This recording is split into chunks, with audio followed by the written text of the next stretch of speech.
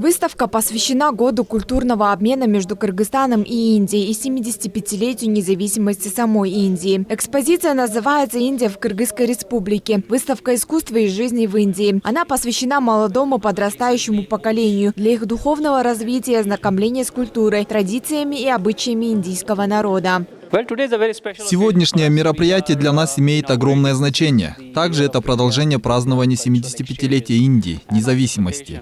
Индия стала независимой в 1945 году, после более 400 лет колонии. И для нас важен тот факт, что мы решили провести это мероприятие именно в университете. Так как университет и есть молодежь, и молодежь — это именно те люди, которые больше всего взаимодействуют между собой, которые обмениваются между собой различной информацией.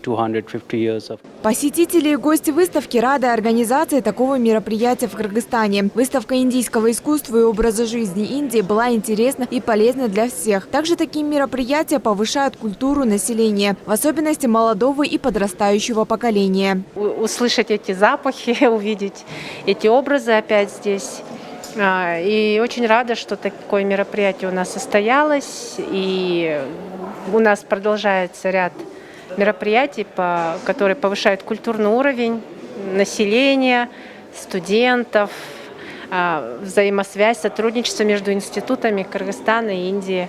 Также в этом году проводятся мероприятия «Дни культуры Индии» в Кыргызстане. Посмотреть на самую древнюю цивилизацию, посмотреть на картины, фотографии – отличная возможность, так как не все могут позволить себе посетить Индию, а в этой выставке можно окунуться в Индию. Также, по словам академика Владимира Нефадьева, они очень рады и благодарны за то, что к ним прибыл посол Индии, так как вживую рассказать и поделиться всей культурой страны – очень нужный и полезный опыт. Мы должны сказать большое спасибо послу.